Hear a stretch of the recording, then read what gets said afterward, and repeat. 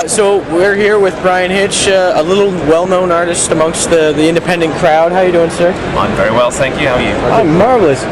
So Bryan, you've been working on some rather big-name projects lately. Yes. Big, heavy title projects. Well, like Ultimates and Fantastic Four. Ultimates, Fantastic Four. The list goes on with the Authority. Seminal work in the comic book industry. Let's start off with a bit of your past. How did you break into the industry? The usual way, sending samples to a sympathetic editor or one who'd drunk too much at lunchtime and offered you a job. That's what happened to me. I was 16 and I got my first assignment out of Marvel UK in London, and it just rolled from there, really.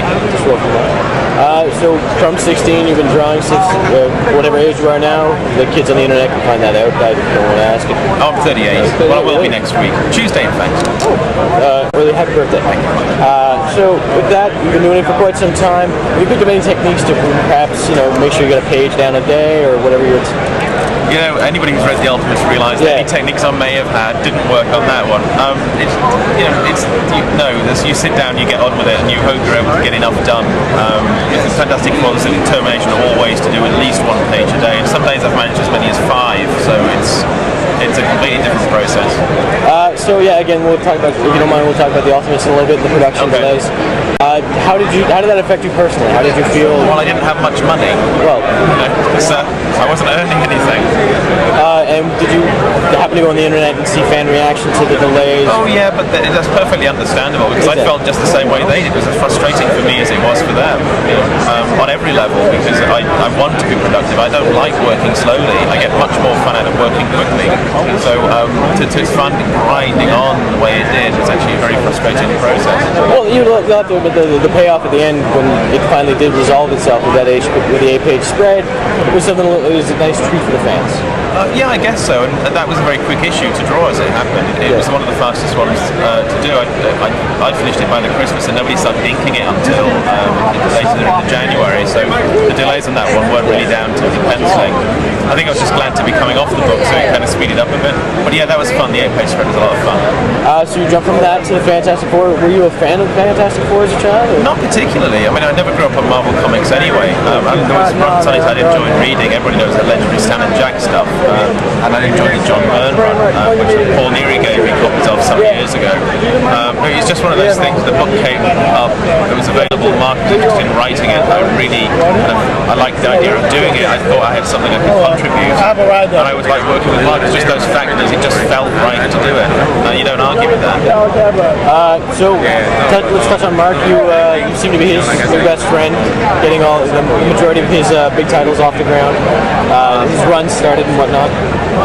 No, I think he's done far more without me than with me. So, but you two are synonymous with the success of the Ultimates, and of course with the Fantastic Four now being the sales numbers must have increased slightly when you took them in the book. Yeah, we were happy with the sales. I mean, I think there's a perception in the fan, on the reader circles, the internet circles, that the book should have been #1. I mean, Ultimates was never #1. It might have been the first issue, might have been #1, but that was in an industry 6 years earlier, which was devoid of any big hits really. So I think that the expectations out there were much higher than our personal expectations, and we did better than our personal expectations, so that's great. And I think people will be very excited as this book continues and rolls issue 5 upwards, should really see quite a lot of interesting reaction. And so, since you are a team been working with Mark, what's next for you and Mark? Anything you can talk about? Well, Mark and I put off doing a run on the X-Men in order to do the Fantastic Four, so at some point we'll get together and do that, but that could be way down the line, because Mark has a lot of commitments and some creator own projects to do, and Fantastic Four will be running. I've got about 4 issues left to pencil on the run, and after that I don't know yet. So, alright, hypothetical question for you. DC opens its doors and says, Bryan, here's carte blanche, do whatever you want, whomever you want with. What would be your dream car? Always Superman. Yeah, always Superman. Always Superman. Who would you want to write it? Mark. Mark? Yeah. You wouldn't? Nobody else? You don't want especially? Just Mark writing Superman? Yeah, it's only because we've been planning what we'd love to do with Superman for so long. Yeah. So, I hate to go to somebody else. I love Mark's ideas, he likes my ideas, so that would be what we do. do, but that's a very hypothetical question. And so last but not least, any advice for those starting out, trying to get into the industry, especially from the other side of the pond, the UK? I think it's probably easier now than it was because the internet, MySpace and Flickr, all that stuff, you can get your work seen by people. And if it's good, Marvel is watching. CB is and Chris are looking for people to do the stuff. They need good people. So if you're good, you'll be hired. It's that simple. So be good. Be good. And lastly, where can we find you on the internet? Well, I don't have a personal website. I hang out at Mark's self-worshipping site known as Miller World, and there's my art on theartofcomics.com, where you can find all the original work. Well, thank you very much, sir. It's been a pleasure. Thank you very much.